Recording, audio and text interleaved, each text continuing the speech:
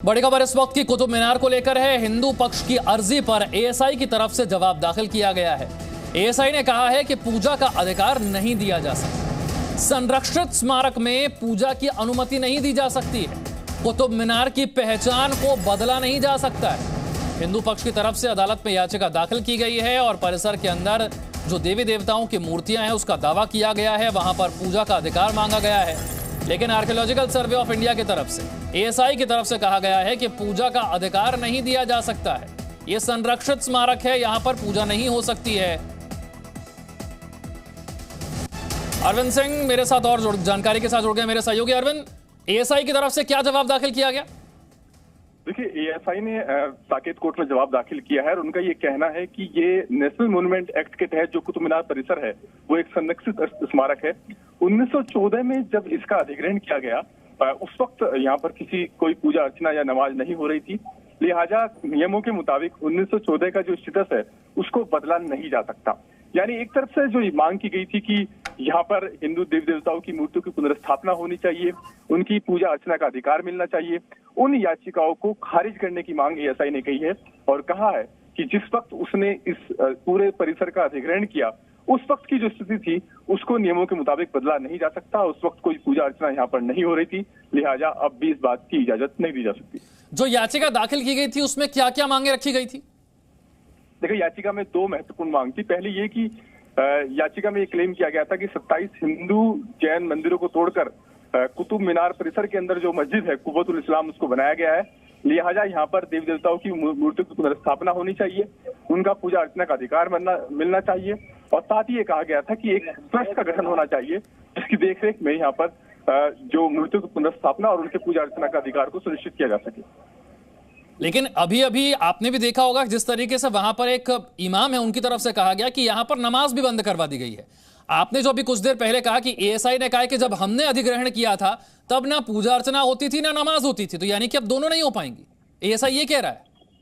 बिल्कुल बिल्कुल, किसी भी तरह की पूजा अर्चना या नमाज 1914 में जब ये अधिग्रहण किया गया उस वक्त नहीं हो रही थी और नियम ये कहते हैं कि जिस वक्त किसी स्मारक को अधिग्रहित किया जाता है उस वक्त की जो स्थिति होती है उसको भी बरकरार रखा जाएगा।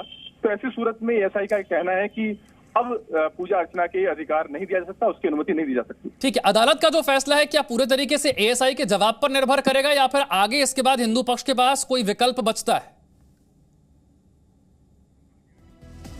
अरविंद से हमारा संपर्क करके एक बार फिर से उनसे बात करने की कोशिश करेंगे। हिंदू पक्ष की तरफ से याचिका दाखिल की गई थी। यहां पर मौजूद देवी देवताओं की मूर्तियों का दावा किया गया था और कहा गया था कि हमें पूजा का अधिकार मिलना चाहिए।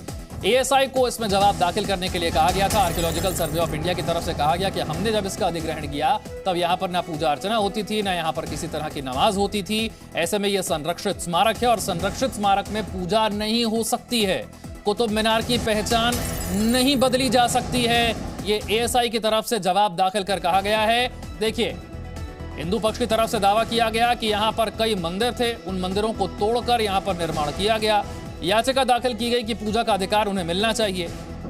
केंद्र सरकार ने कहा कि देखिए यहां पर खुदाई नहीं होगी और एएसआई ने अब अपना जवाब दाखिल करके कह दिया है कि संरक्षित स्मारक है, संरक्षित स्मारक में पूजा की इजाजत नहीं दी जा सकती है। लेकिन कुतुब मीनार की मस्जिद को लेकर भी इस बीच विवाद बढ़ गया। वहां मौजूद जो इमाम है मस्जिद के, उन्होंने कहा है कि एएसआई ने यहां पर नमाज को बंद करवा दिया है। 13 मई से यहां पर नमाज बंद करवा दी गई है, इससे पहले यहां पर नमाज हो रही थी। आप कह रहे हैं कि एएसआई ने वहां पे रोक लगा दी कि अब नमाज अता नहीं होगी, क्या था पूरा मामला, कौन आए थे आपके पास? देखिए, हम जुमा का दिन था 13 मई, हम मस्जिद में थे, सफाई वगैरह करके सफाई बिछा दी गई थी। जुम्मे में लोग आते हैं वहाँ नमाज पढ़ने के लिए, बाकी दिनों में तो घूमने वाले लोग आते हैं मगर जुम्मे में काफी लोग आ जाते हैं। तो वहाँ पुलिस वगैरह घूम रही थी तो हमारे पास जो है उन्होंने पूछा हमसे कि भाई नमाज कब होगी। मैंने बताया कि भाई 1 बजे अजान होती है, 1:30 बजे जुमा होता है, उसमें नमाजी लोग आते हैं। तो हम वहीं पर इसी उसमें थे। फिर जब 1 बजे में 10 मिनट बाकी थे, आर्कियोलॉजिकल वालों ने सिक्योरिटी गार्ड को भेजा कि आपको दफ्तर में याद कर रहे हैं। तो हम उनका ऑफिस में गए, वहाँ जाकर के हम बैठ गए। तो उन्होंने फिर हमसे कहा कि भाई ठीक है, आप ठीक है, पानी वगैरह मंगवाया, हमने पिया। मैंने कहा कोई बात होगी। तो उन्होंने हमसे कहा कि जी आप जो है नमाज नहीं पढ़ सकते। नमाज नहीं पढ़ सकते हैं? क्यों नहीं पढ़ सकते, क्या बताया? मैंने कहा क्यों नहीं पढ़ सकते तो उन्होंने ये की जवाब दिया कि ऊपर से ऑर्डर आया है। अच्छा, मैंने कहा तो जुमा की नमाज तो पढ़ लेने दो, आज तो पढ़ लेने दो, कि नहीं पढ़ सकते। तो वहाँ मतलब अब नमाज नहीं हो रही है? हाँ, नहीं हो रही। हमें भी नहीं जाने दिया। मैंने कहा कैसे करो, बाहर के लोग, जुमे में काफी लोग आते हैं ना। एक बात बताइए, मुझे ये कहा जा रहा है कि वहाँ हिंदू देवी देवताओं की प्रतिमा है और पहले वहाँ पर मंदिर हुआ करता था और 27 मंदिर थे जिनको ध्वस्त करके मस्जिद वहाँ पे खड़ी की गई। इस दावे में कितनी सच्चाई है? देखिए 2 मस्जिद हैं वहाँ पे। एक ये मुगल मस्जिद, इससे काफी दूर जाके कुव्वतुल इस्लाम मस्जिद है। कुव्वतुल इस्लाम मस्जिद बनी थी सन 1200 के शुरू में, और ये तो बनी है 500 साल बाद की मस्जिद है। तो इसमें कोई तस्वीर नहीं, कोई कुछ भी नहीं, छोटी मस्जिद। लेकिन उल्टा गणेश और पिंजरे में गणेश, ये जो मूर्तियां हैं, इसको लेकर लगातार दावे हो रहे हैं। वो जो कुव्वतुल इस्लाम मस्जिद है, उसका आगे जो बरामदा है, उस बरामदे में है ये। अच्छा, और तो ये मूर्तियां कहाँ से आई? मतलब पहले वहाँ पे जो ये शिलालेख मिल रही हैं, हिंदू प्रतिमाएं मिल रही हैं, तो ये कहीं न कहीं साक्ष्य हैं कि यहाँ पे पहले मंदिर हुआ करता था। भाई देखो, इसके बारे में हम कुछ कह नहीं सकता। बाकी वो जो खम्बे हैं ना, बरामदे के, मस्जिद तो आ गए है, उसका सहन भी आ गया है। सहन से हट के जो है उसमें है वो एरिया, उसमें है ये मंदिर, ये है मूर्तियां हैं उसमें, आप मान रहे हैं? तस्वीरें हैं उसमें है। तो वो उससे हट के है मस्जिद से, और इस मस्जिद से तो बिल्कुल मतलब ठीक है। लेकिन मुझे एक बात बताइए, जब वहाँ पे मूर्तियां हैं, आप 1976 में वहाँ से नमाज अता करवा रहे हैं, तो फिर वहाँ पे उस जगह पे नमाज कैसे अता की जाती है? ये भी तो एक बड़ा। ये हमारी मस्जिद अलग है। अच्छा, ये तो उससे काफी दूर है, वो अलग है, उसमें तो होती ही नहीं नमाज बिल्कुल भी।